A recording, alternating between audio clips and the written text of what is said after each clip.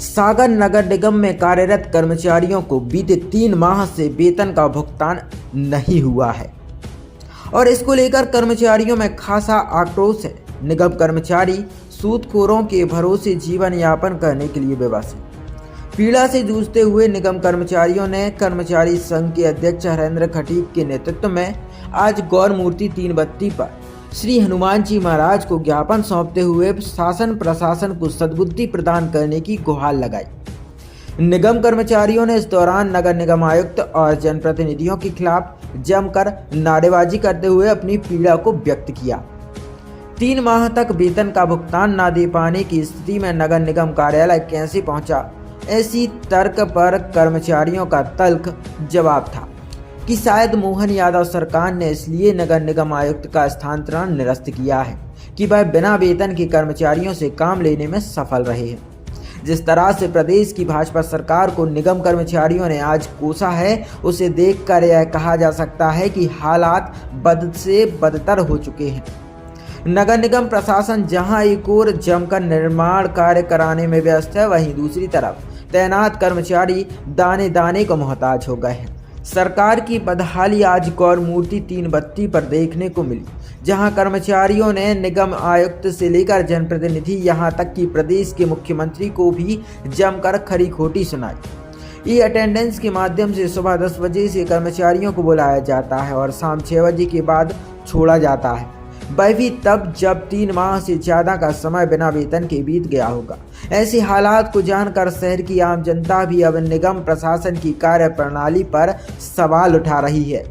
आने वाले समय में तस्वीर कैसी होगी यह कह पाना कठिन है, पर कर्मचारियों का गुस्सा देर सवेर प्रदेश सरकार को परेशानी में डाल सकता है।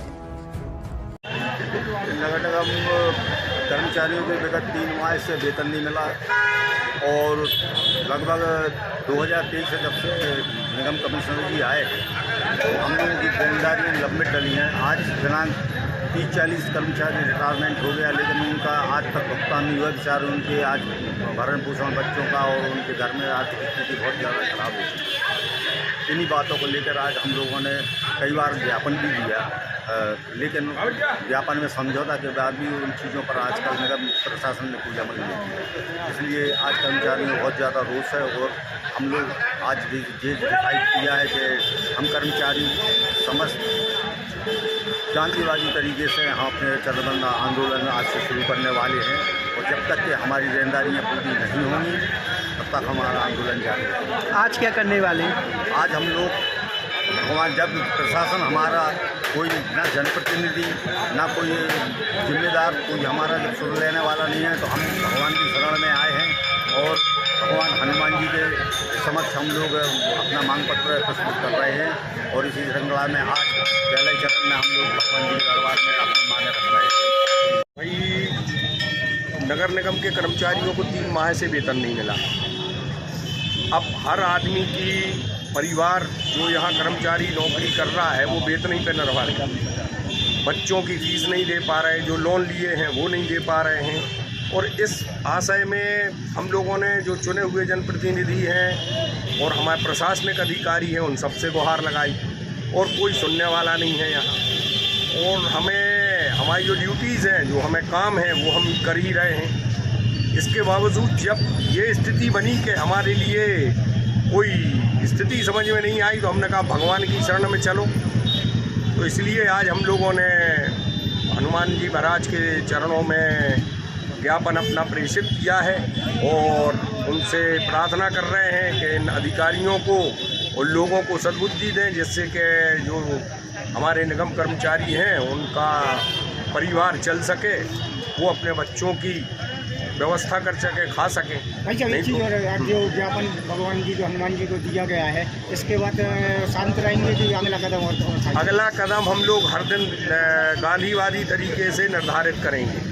हम अब आगे की रूपरेखा क्या होगा कि हम कहीं सुंदरकांड करेंगे और यदि स्थिति बनेगी तो हम भीख मांगेंगे फिर, क्योंकि आम हमारे पूरा न्याय हनुमान जी हैं और फिर सागर की जनता है। ये जो वेतन व्यवस्था रहती है निर्धारण की, इसकी क्या व्यवस्था रहती है और कहाँ कटना है? वेतन व्यवस्था ये निर्धारित रहता है कि शासन ने चुंगी क्षतिपूर्ति निर्धारित की है वेतन को। प्रायोरिटी हमारी चुंगी क्षतिपूर्ति की है, जो करीब 6 करोड़ बनती है। मगर शासन में जो आप विकास देख रहे हैं, इस विकास में उसमें ले लिया जाता है निगम द्वारा लोन, तो लोन से होने लगती है कटौती, और वो कटौती होने के बाद शासन अपना कटौती करता है, तो वो चुंगी क्षतिपूर्ति कम आती है, तो हम लोगों का वेतन अटकता है। इसमें भी निवेदन कर चुके माननीय महापौर से, अध्यक्ष महोदय से और आयुक्त महोदय से कि भाई ये कटौती जो है आप कम करवाओ। भाई कहने को ऐसा है कि उस राशि की कटौती में से यदि विकास हो रहा है, भाई विकास के नए साधन बनाए जाएं, नए आप टैक्सेशन करो, नई व्यवस्थाएं करो, क्योंकि वो निधि जो है चुंगी क्षतिपूर्ति, उसमें वेतन की गारंटी है शासन के द्वारा। मगर वो हमारा 6 करोड़ है, यदि वो मिलने लगे तो 2.5 करोड़ आप उपयोग कर लो। मगर आपने लोन इतने ले लिए हैं, हर चीज़ का कटौती होता है। रोडें बन रही, उस चुंगी क्षतिपूर्ति में से कटौती होगा। ये आपकी सीवर आएगी, फिर आपकी कचरा गाड़ी है, फिर आपके टाटा है, इन सब का कर्ज ले लिया है अरबों करोड़ों रुपया, उसमें से हमारा कटौती होगा। बिजली है राजघाट की। तो इन परिस्थितियों में अब हम लोगों के पास कोई विकल्प ही नहीं रह गया है। और दूसरी ये बात और है कि कर्मचारी लगातार कम होते जा रहे हैं, इसके बावजूद वेतन नहीं बढ़ पा रहा, जबकि हमारी चुंगी क्षतिपूर्ति कर्मचारियों से 50 गुना ज़्यादा है।